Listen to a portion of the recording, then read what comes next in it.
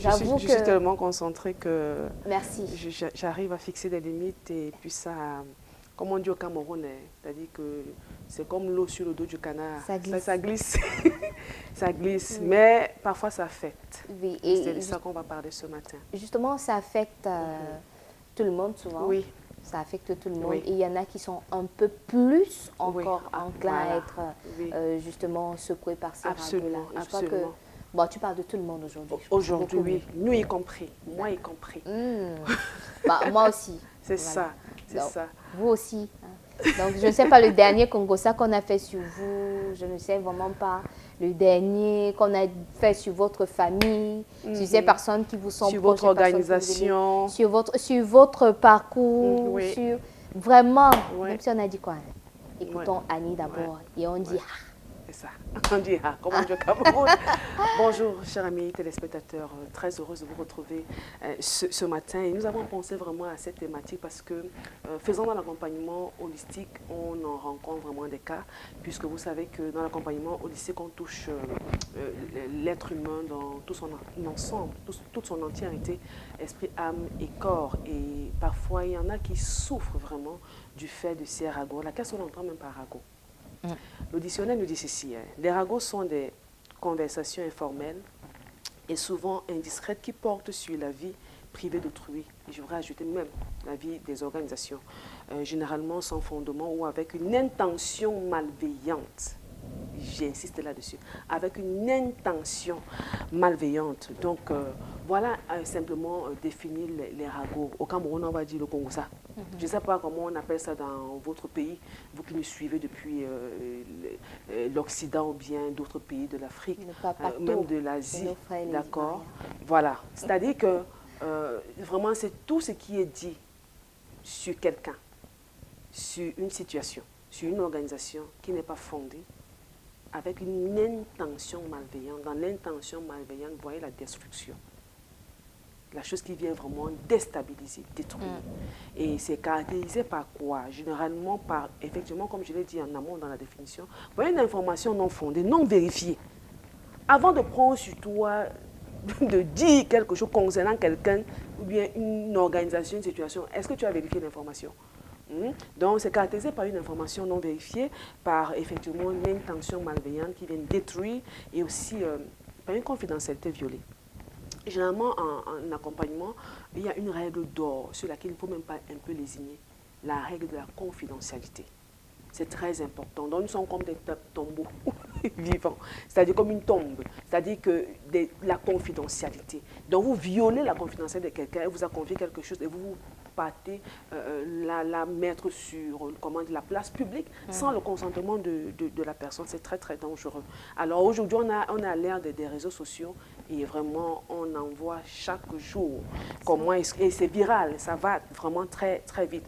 Alors, comment on doit vraiment en sortir? Parce que ça détruit.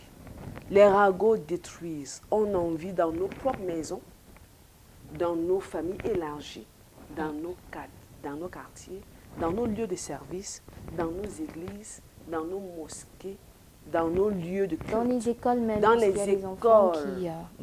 Dans les écoles. Et j'insiste même en milieu professionnel.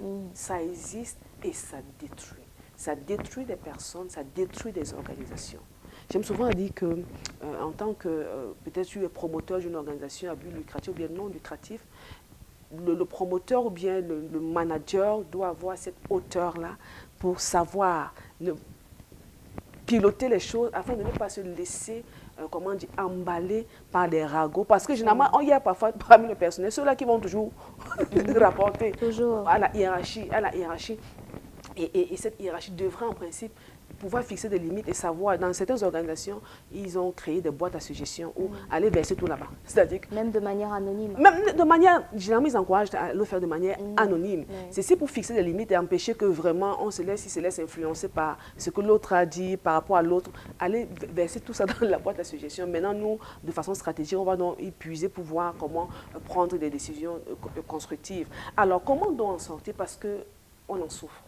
C'est-à-dire que quelqu'un vient même vous raconter, va verser sur la place publique ce que vous lui avez confié en secret. Ça détruit. Ça détruit vraiment. Ça détruit vraiment.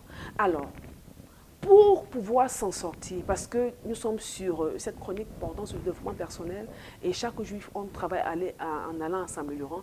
Si vous êtes colporteur des ragots, si vous êtes ceux-là qui sont à l'auteur des ragots ou bien ceux-là victimes, ce matin, je vais vous dire comment en sortir. Alors, déjà, il ne faudrait pas prendre les ragots personnellement. Oui. En d'autres termes, ça veut dire quoi? Ça veut dire tout simplement que comprendre qu'en fait, la personne qui se met à faire des ragots, en fait, elle est en souffrance. C'est elle, en fait. C'est elle qui est en souffrance, Exactement. en fait. Parce que quand tu as une bonne estime de toi, tu n'as pas besoin d'aller dire du mal de l'autre ou bien d'une organisation. D'accord? C'est-à-dire que la personne même, elle est en souffrance. Elle est en insécurité, en fait. Absolument. Quand quelqu'un n'est pas sûr d'elle, quand quelqu'un ne connaît pas sa valeur, n'a pas pris le temps de travailler sur elle, facilement, et elle a le sentiment qu'en le faisant, elle se sent bien, mais à la fin, elle se sent toujours mal, en fait.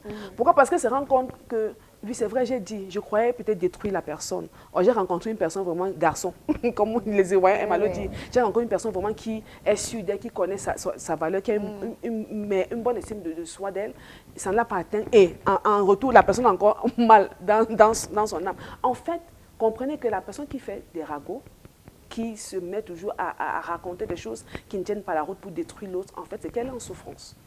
Donc, c'est pour ça que j'ai dit à Namon, ne prenez pas ça personnellement. Ne pas se laisser atteindre par ces ragots-là.